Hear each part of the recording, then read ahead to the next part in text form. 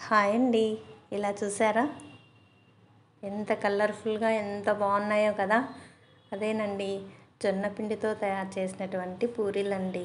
చాలా కలర్ఫుల్గా చాలా పొంగాయి కదా. చాలా సాఫ్ట్గా కూడా ఉంటాయండి. తినడానికి చాలా రుచిగా ఉంటాయి. చూడండి ఓపెన్ చేయగానే ఎలా వచ్చాయో చాలా సాఫ్ట్గా చాలా బాగుంటాయి. చూడండి ఎంత కలర్ఫుల్గా ఉన్నాయి కదా. పిల్లలు కూడా ఇష్టంగా తింటారు. మామూలుగా జొన్న రొట్టెలు అలా చేస్తే తినరు కదా పిల్లలు. ఇలా జొన్న పిండితో పూరీలు చేసినట్లయితే చాలా బాగా తింటారు. చాలా హెల్దీ కూడా అండి. Healthy recipe. చూడండి ఎలా తయారు చేసుకోవాలనో లేట్ లేకుండా చూసేద్దామా.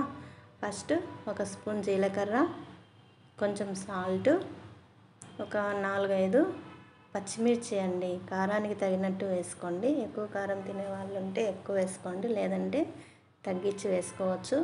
కొంచెం కొత్తిమీర, కొంచెం కరివేపాకు, 4-5 వెల్లుల్లి రెబ్బలు.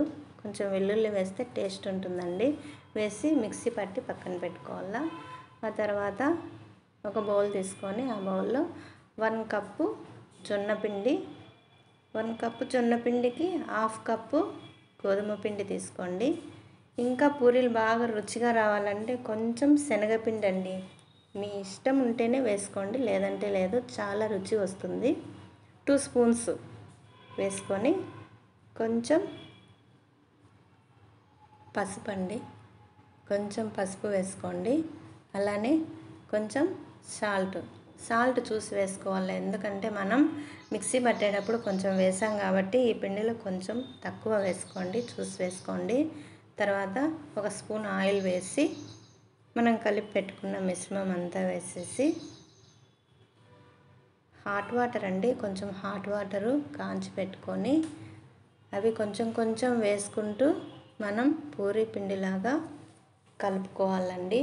చూసుకుంటూ వేసుకోండి. ఎక్కువ వేసుకుంటే బాగా మెత్తగా అయిపోతుంది పిండి. అలా కాకుండా పూరీ పిండిలాగా అంత సాఫ్ట్గా ఉండకూడదు, అంత హార్డ్గా ఉండకూడదు. అలా ఉండాలండి. లాస్ట్లో ఒక స్పూన్ ఆయిల్ వేసి బాగా కలిపి మూత పెట్టి ఒక 15 మినిట్స్ అలా పెట్టేసేయండి.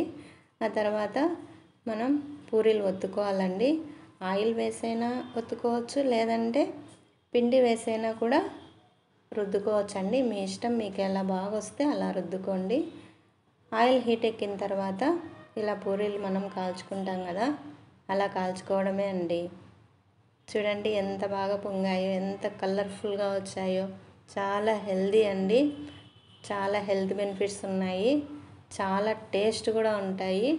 ట్రై చేయండి. పిల్లలకు క్యారీలో పెట్టివ్వడానికి, అందులో మనం తినడానికి, పిల్లలు పెద్దలు అందరూ బాగా తినేయచ్చండి. ట్రై చేయండి. ఎంత బాగున్నాయో కదా. చూస్తానే తినాలనిపిస్తూ ఉంది కదా. ఇందులోకి చట్నీ కూడా అవసరం లేదండి. మనం కావాల్సింటే కొబ్బరి చట్నీ చేసుకోవచ్చు, అలా అయినా తినేయచ్చు. చాలా బాగుంటాయి, చాలా టేస్టీగా కూడా ఉంటాయి. ట్రై చేయండి.